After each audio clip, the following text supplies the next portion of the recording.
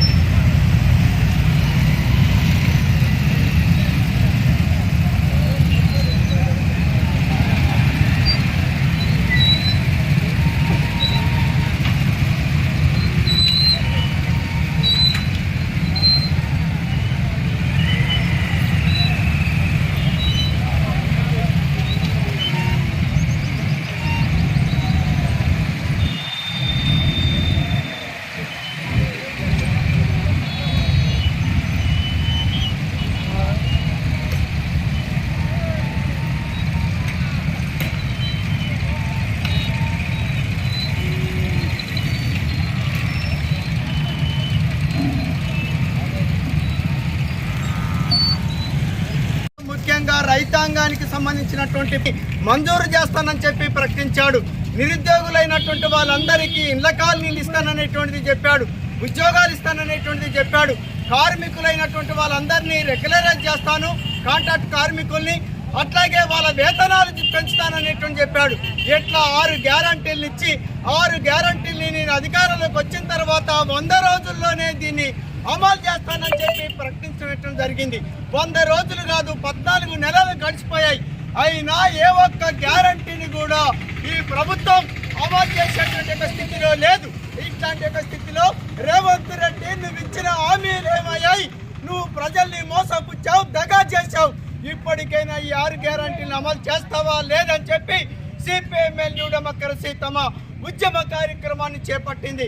ఆ ఉద్యమ కార్యక్రమంలో భాగంగా ఈ నెల 20 తారీఖున చలో హైదరాబాద్కు పిలుపునిచ్చింది. ఈ పిలుపులో భాగంగా ఈరోజు ఈ కొమరారం ప్రాంతంలో మోటార్ సైకిల్ ర్యాలీని సిపిఎంఎల్ న్యూ డెమోక్రసీ ఆధ్వర్యంలో నిర్వహిస్తున్నాం.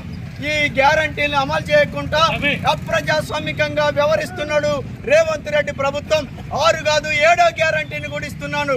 కేసీఆర్ ప్రభుత్వం అప్రజాస్వామికంగా వ్యవహరిస్తున్నది, అట్లాగే కేసులు పెడుతున్నది, నిర్బంధాన్ని ప్రయోగిస్తున్నది.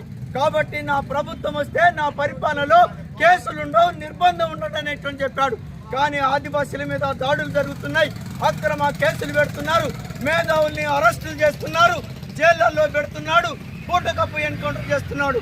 మతోన్మాద బీజేపీ ప్రభుత్వ పరిపాలనకు నీ పరిపాలనకు ఎక్కడా తేడా లేదు. నువ్వు కూడా గత కేసీఆర్ కార్పొరేట్ పెట్టుబడిదారులకి అనుగుణంగా వ్యవహరించినట్టే ఇవాళ రేవంత్ రెడ్డి ప్రభుత్వం కూడా వ్యవహరిస్తున్నది. కాబట్టి ఖబర్దార్ రేవంత్ రెడ్డి, ఇప్పటికైనా ప్రజా పద్ధతులలో వ్యవహరించు, ప్రజాస్వామికంగా వ్యవహరించు, 6 డిమాండ్లని అమలు చేయమని చెప్పి సిపిఎంఎల్ న్యూ డెమోక్రసీ డిమాండ్ చేస్తున్నది. లేని ఎడల ఇదే వైఖరి అనుసరిస్తే మాత్రం కేసీఆర్కి ఏ గతి పట్టిందో నీకు కూడా అదే గతి పడుతుందని ఈ సందర్భంగా హెచ్చరిస్తున్నాం. ఈ కార్యక్రమంలో పాల్గొన్నటువంటి ప్రజానికానికి అందరికీ విప్లవ ధన్యవాదాలు తెలియజేస్తూ ఈ కార్యక్రమం మాణిక్యారం వరకు కొనసాగించాల్సిందిగా కోరుతున్నాం. అమలు చేయాలి 6 గ్యారెంటీలు.